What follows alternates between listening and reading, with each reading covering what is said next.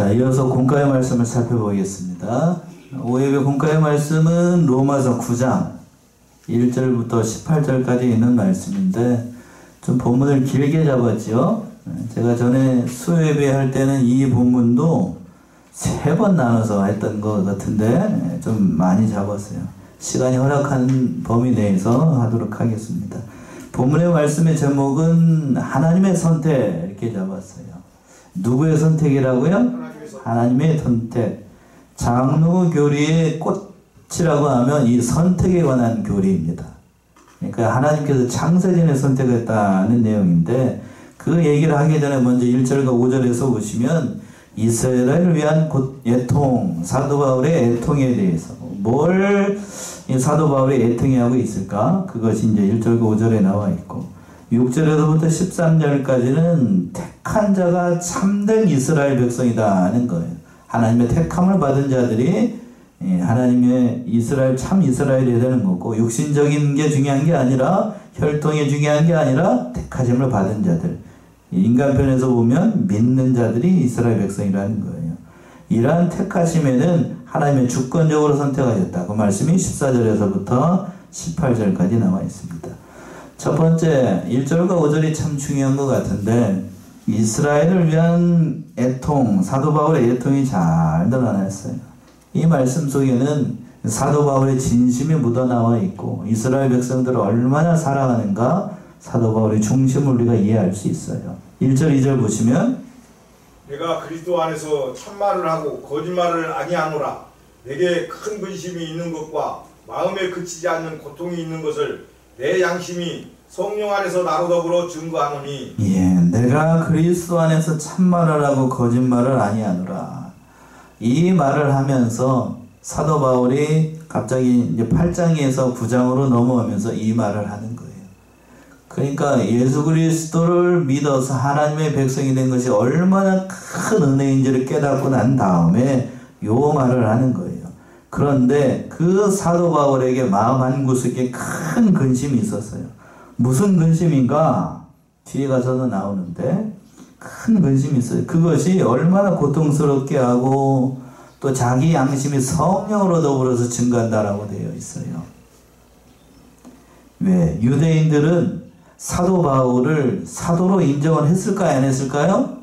안 했습니다. 회심하기 전에 사울은 본래 예수님을 부인하고 멸시하고 조롱했던 사람이고 예수를 믿는 사람들을 잡아 죽이는데 앞장을 섰던 게 누구요? 바울이에요. 사도 바울입니다.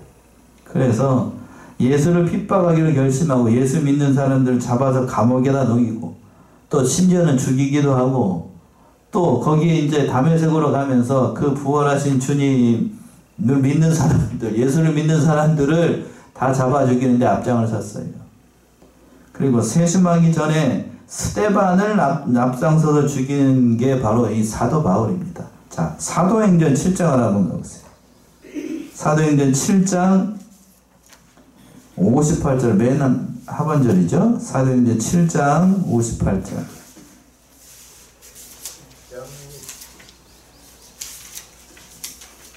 7장 58절. 성 밖에 내치고 돌로 칠세 증인들이 옷을 벗어 사울이라는 청년의 발 앞에 두니라. 예, 성 밖에 내치고 돌로 칠세 증인들이 옷을 벗어 누구 앞에?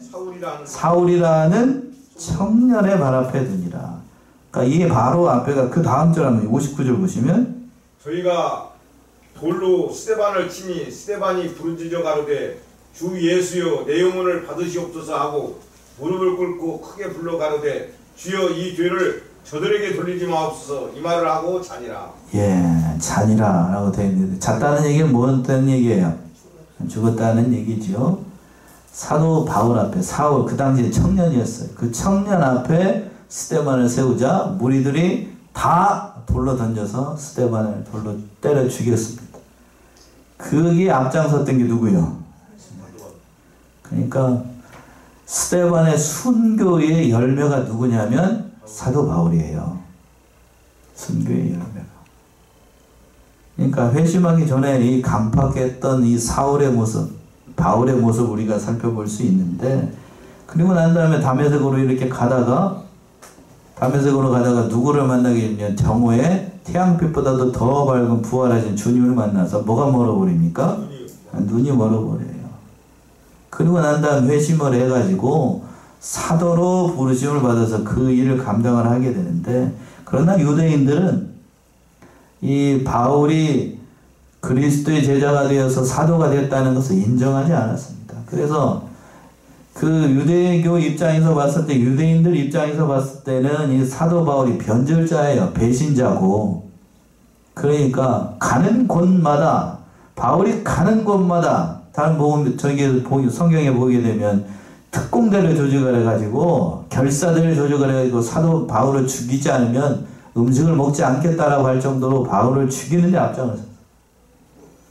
그러니까 유대인들 입장에서 봤을 때에는 이 참 배신자이기 때문에 사도를 인정을 하지 않았기 때문에 이렇게 얘기를 하네요. 그런데 그러한 동족을 사도 바울은 끝까지 사랑했습니다. 왜? 예수를 믿지 않으면 그들이 지옥 고통을 당하고 구원을 받을 수 없기 때문에 그 마음 가운데 고통이 임했어요.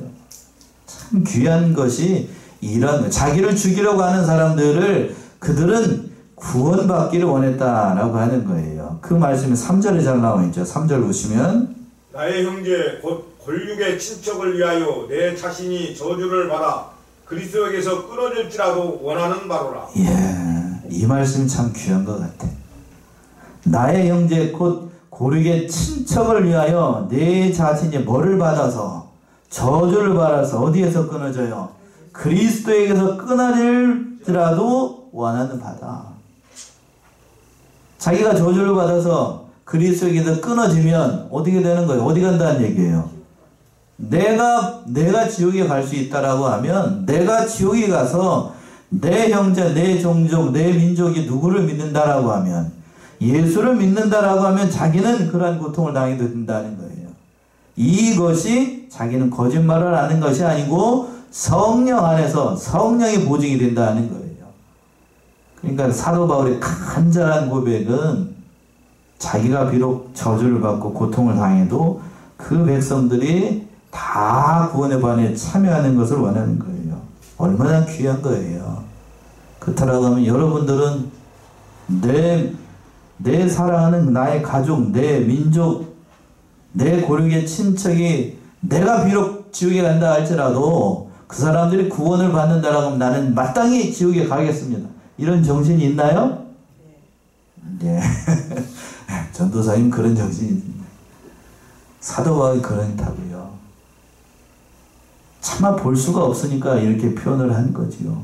그렇다라고 해서 하나님께서 우리를 너 지옥에 보내고 다른 사람들 구원해, 그렇게 하시지는 않을 거라고. 그만큼 간절한 표현을 이렇게 하는 것인데, 이러한 말을 했던 게 사도 바울뿐만 아니고 출애굽기 32장을 한번 가보세요.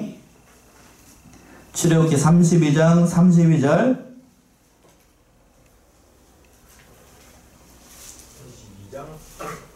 32절. 그러나 합의하시면 이제 그들의 죄를 사하시옵소서. 그렇지 안 싸우면 원컨대 주의 기록하신 책에서 내 이름을 지워버리 주옵소서. 예, 그러나 합의하시면 이제 그들의 죄를 사하시옵소서. 그렇지 안 싸우면 원컨대 주의 기록하신 책에서 뭘 지워요? 내 이름을 지워서라. 이게 모세의 고백이에요.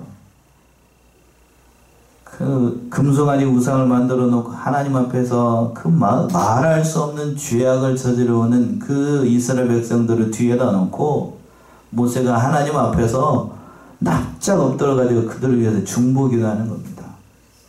이들의 죄를 사하여 주옵소서.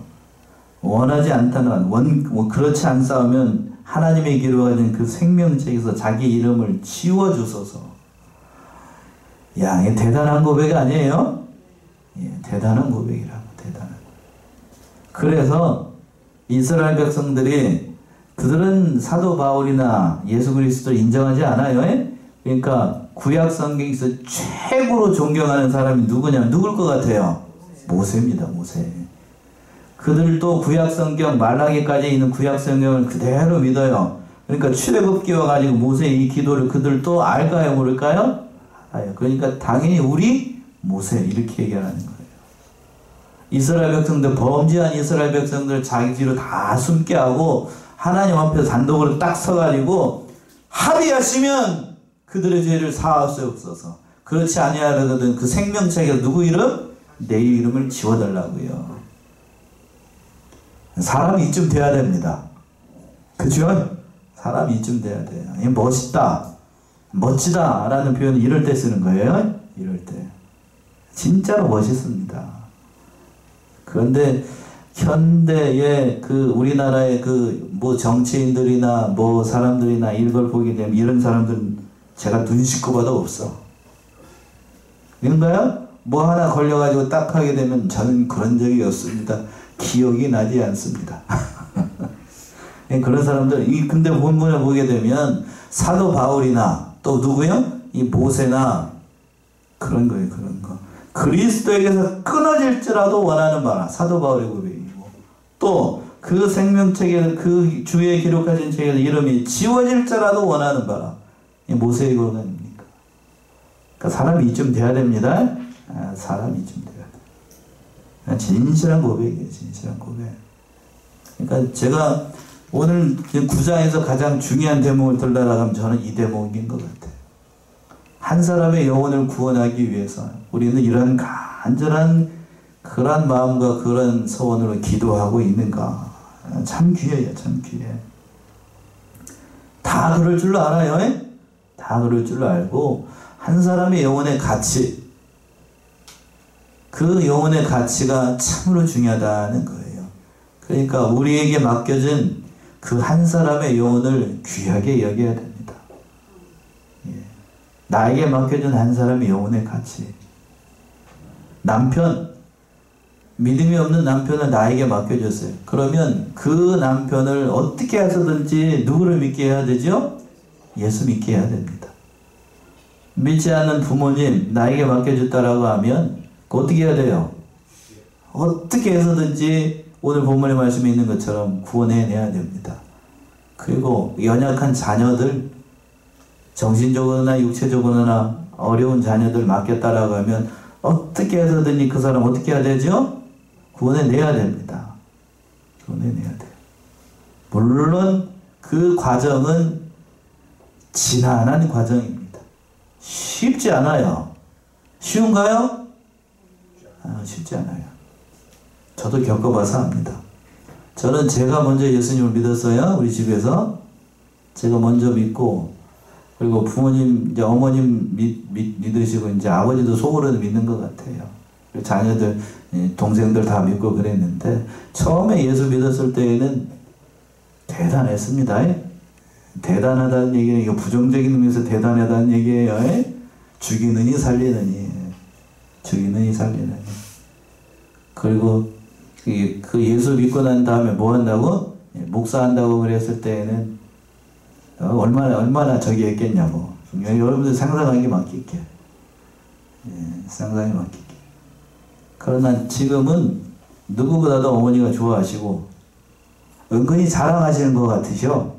동네 다니면서 자랑하시는 것 같고, 아버지는 제가 전에도 얘기했죠. 저 뒤에 달력이 있잖아요. 교회 달력을 아버지 갖다 주면 아버지 주무시는 머리맡에다가 이렇게 5월달, 제가 오늘 가니까 저기 엊그제 가니까 5월달 달력 평안이라고 써있는 거 자기 머리맡에 딱 넣고 이렇게 이름에다가 이렇게 해놓고 그렇게 하고 있더라고요. 그러니까 속으로는 뭐 하다는 얘기예요? 믿는다는 얘기죠. 믿는다는. 자식이 자랑스럽다는 얘기이기도 하고. 그냥 그것 자체가 이미 이제 소망이 있는 것 같아요. 가장 큰 일은 그러니까 영혼을 구원하는 거예요. 영혼을 구원하는 거. 다른 것 그 중요한 거 아니에요. 세상적 관점으로 보게 되면 목사나 성도라는 입장이 별반 중요한 것 같이 느껴지지 않을 때가 있어요. 그러나 죽어보면 압니다. 제가 자꾸 그 얘기를 하는데 뭐 해보면 안다고요? 우리가 우리의 마지막 숨을 딱 몰아쉬고 하나님께서 부르신 그날 내 앞에 과연 뭐가 있는가를 보면 깜짝 놀라게 될 거라고요. 내 앞에 분명히 천사가 와서 나의 영혼을 받들어 갈 거라고요. 천국으로. 천국에 입성하게 되면 입 조심하셔요. 입이 안 다물어지니까. 그때의 모습은 과히 상상을 할 수가 없어요. 그걸 바라본다라고 하면 이 세상에서 잠시 우리에게 맡겨져 있는 사람들, 그 사람들 때문에 당하는 그 고통은 잠시입니다. 잠깐이에요. 그리고 하나님께서 엊그저께 우리 교단 사경회가 있었잖아요. 그래서 그 전에 있었던 그 교회의 장로님, 저랑 가깝게 얼마 전에 와가지고 여기 앉아 계셔서 기도하셨던 분 있죠. 허당누님. 그 장로님하고도 이제 만나가지고 얘기를 했었는데, 그 장로님도 얘기해도 되죠, 뭐. 둘째, 첫째 딸이네. 첫째 딸이 자폐예요, 자폐. 그리고 그 밑에 딸은 판사고. 그러면서 하시는 얘기가 무슨 얘기냐면, 둘을 평균 내가지고 그냥 저기였으면 좋겠다. 그러니까 젊었을 때에는 집사님이었을 때는 그 딸을 어떻게 해보려고, 잡혀 있는 아이를 그냥 살려보려고 울고 불고 기도는 안 해본 거 다 없이 해보셨대. 이제 그때는 이제 같이 신학을 할 때 그 얘기를 다 하셨는데, 근데 이제 지금은 어떻게 얘기하시냐면, 세상에 많고 많은 사람 중에 그 불쌍한 아기를 누구한테? 자기에게 맡겼다 라고 그렇게 얘기하시더라고요. 그만큼 뭐가 됐다는 거예요. 신앙이 어떻게 됐다는 거예요. 이렇게 됐다는 거예요. 이렇게. 그러니까 얼마나 귀한 거예요. 그러니까 여러분들 남편과 여러분들 아내, 또 믿음 없는 자녀들 맡기신 거예요. 맡기신 거. 많고 많은 사람 중에 누구에게? 나에게. 그러니까 그 영혼을 불쌍하게 여기고 구원해내는 것이 내 역할이라고요. 사도 바울이 그걸 깨달은 거예요. 그걸. 투정하지 말고. 물론 쉽지 않아요. 얼마나 힘들겠어요. 저도 힘들었는데. 지난한 과정이라고요. 말이 그렇지. 고등학교 때부터 제가 이제 우리만 나이가 50이 됐으니까 30년의 시간이 지났습니다. 그 30년의 시간은 결코 쉬운 시간이 아니었어요. 쉬운 시간 아닙니다. 그러나 지나고 보니까 그 모든 것이 로마서 8장 28절에는 모든 것이 합력해서 뭐를 이룬다고요? 선을 이루게 하시는 것처럼 다 그 지나는 과정을 통해서 결국 하나님이 살아계심을 증거하게 하는 거예요. 그 고백을 지금 사도 바울이 이렇게 얘기하고 있는 거예요. 자, 여기까지 하고 4절 5절 보시면 4절 5절. 저희는 이스라엘 사람이라 저희에게는 양자됨과 영광과 언약들과 율법을 세우신 것과 예배와 약속들이 있고 조상들도 저희 것이요 육신으로 하면 그리스도가 저희에게서 나셨으니 저는 만물 위에 계셔 세세 찬양을 받으실 하나님이시라. 아멘. 예. 왜 이스라엘을 위해서 사도 바울이 근심하고 있는가 그 얘기를 하는 거예요. 4절에서 보시면 저희는 누구이라? 이스라엘 사람이라. 사도 바울이 큰 고통을 당하는 것은 이스라엘 사람들 때문인데 겉으로 봤을 때 이스라엘 다 가지고 있어요. 그 하반절의 말씀은 그거예요. 저희에게는 뭐가 있고 양자됨과 영광과 언약들과 율법을 세우신 것과 예배와 약속들이 있고 조상들도 저희 것이요 육신으로 하면 누가? 그리스도가 저에게도 나셨어요. 그러니까 세상 사람들이 가질 수 없는 것을 육신적으로 보면 이스라엘이 다 가지고 있어요.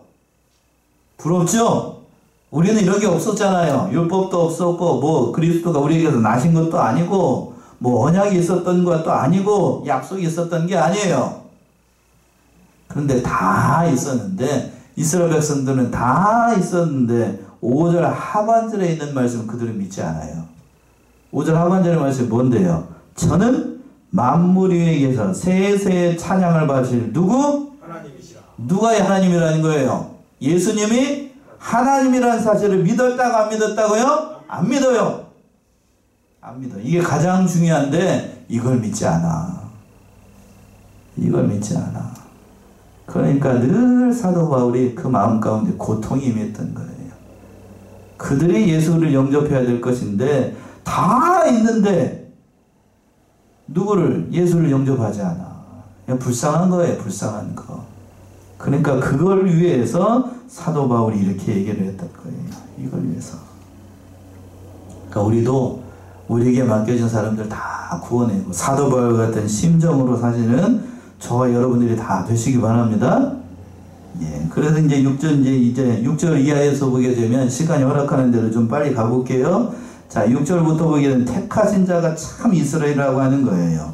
자, 6절 보시면 또한 하나님의 말씀이 폐해진 것 같지 않도다. 이스라엘에게서 난 그들이 다 이스라엘이 아니오. 예, 이 말은 그 하반절부터 보시면 이스라엘에게서 난 그들이 다 이스라엘이 아니다. 혈통적으로 이스라엘 백성이라고 해서 하나님의 백성이 아니라는 얘기입니다.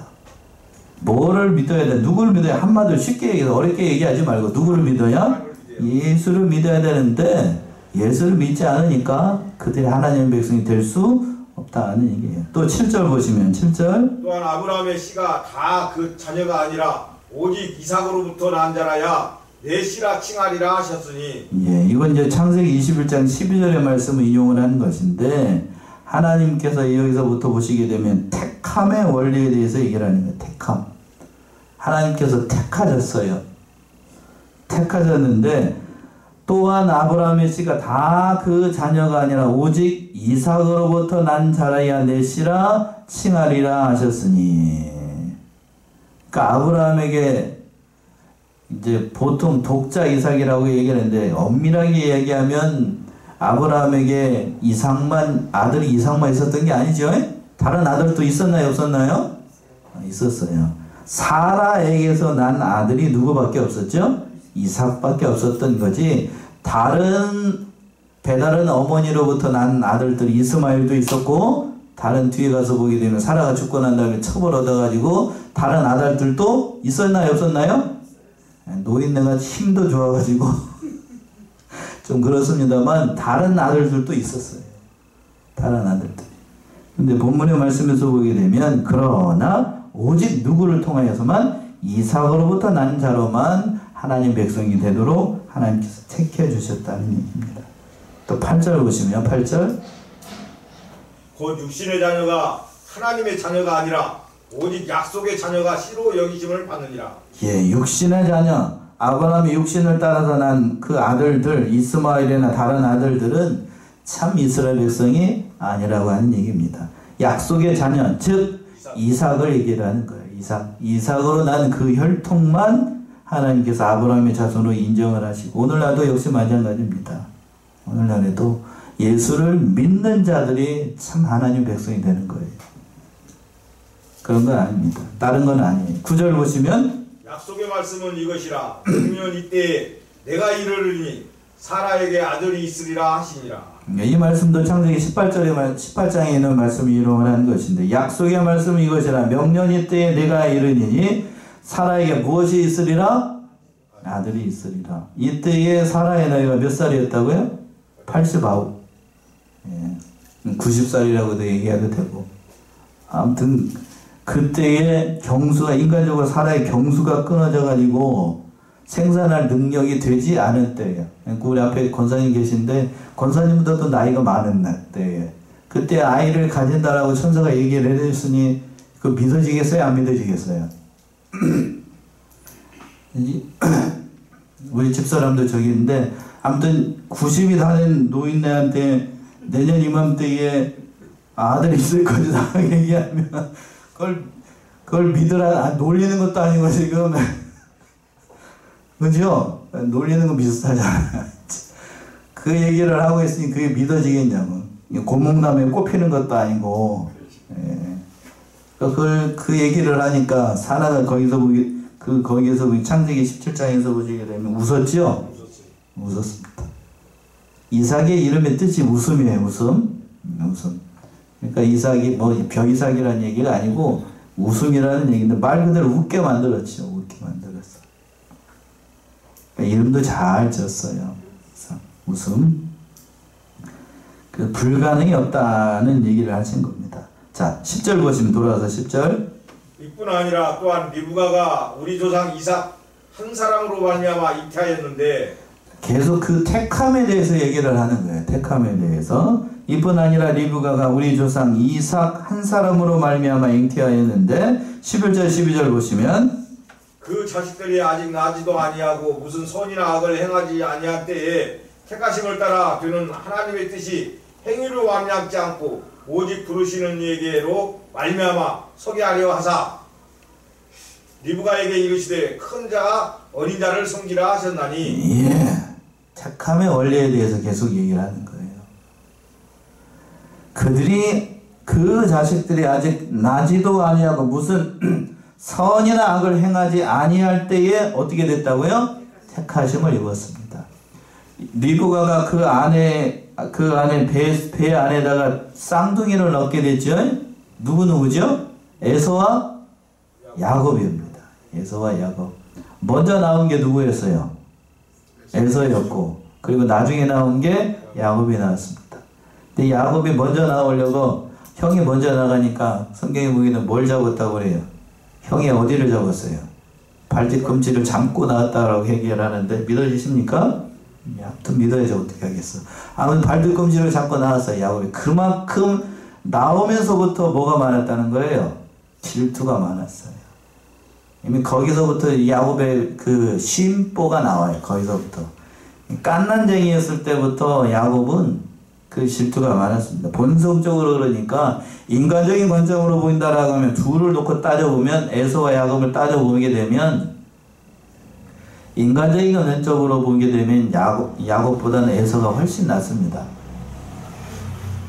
그래 호탕하고 우리식으로 얘기하면 하나적으로 얘기하면 태양이 비슷한 것 같은데 태양 이렇게 체구가 커가지고 호인들 있죠? 호인들 그런 사람인 것 같아요. 야곱 그 에서가.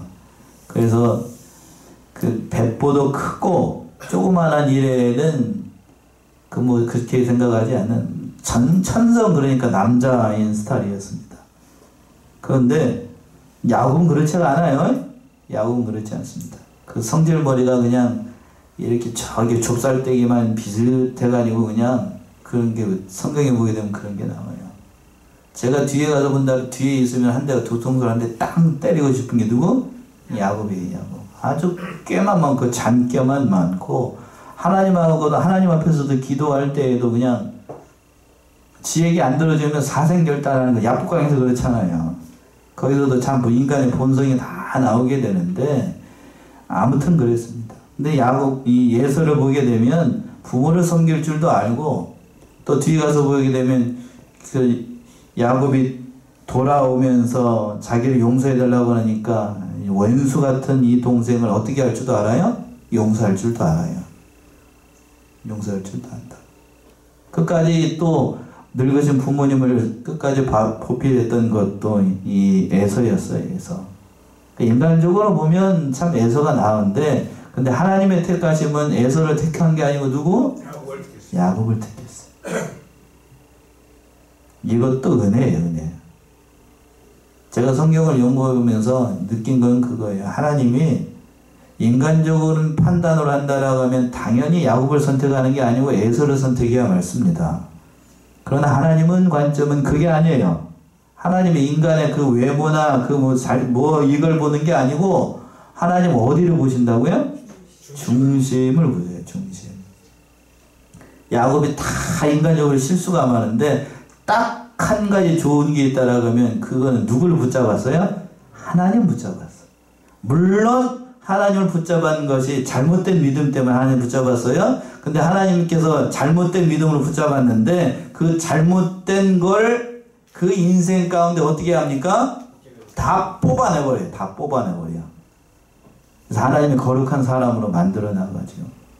여러분들도 마찬가지입니다.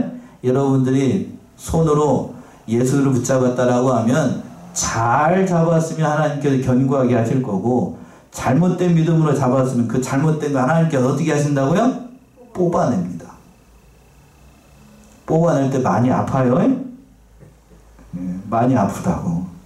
야곱이 그러죠.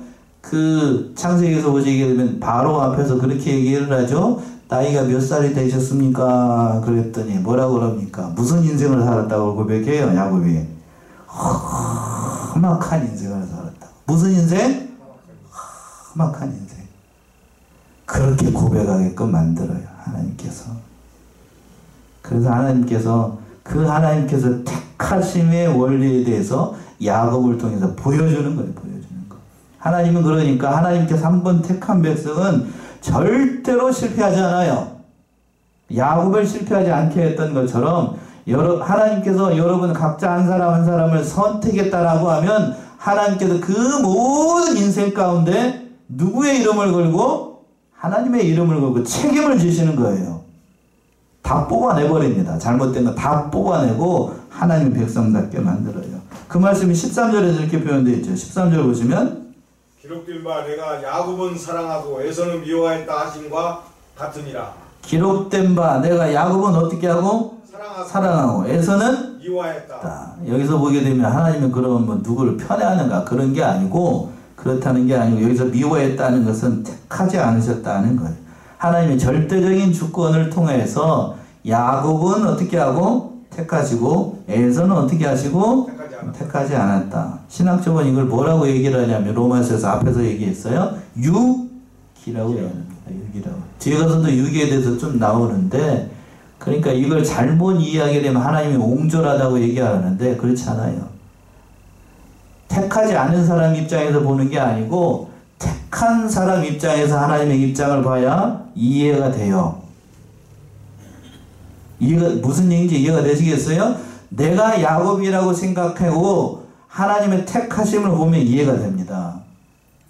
야곱 앞에서 말씀드렸죠. 왜 야곱을 자꾸 얘기를 하냐면 야곱은 하는 모든 것이 하나님의 뜻하고는 정반대의 삶을 살았어요. 그런데도 하나님께서 누구를 택하셨다고요? 야곱을 택했어.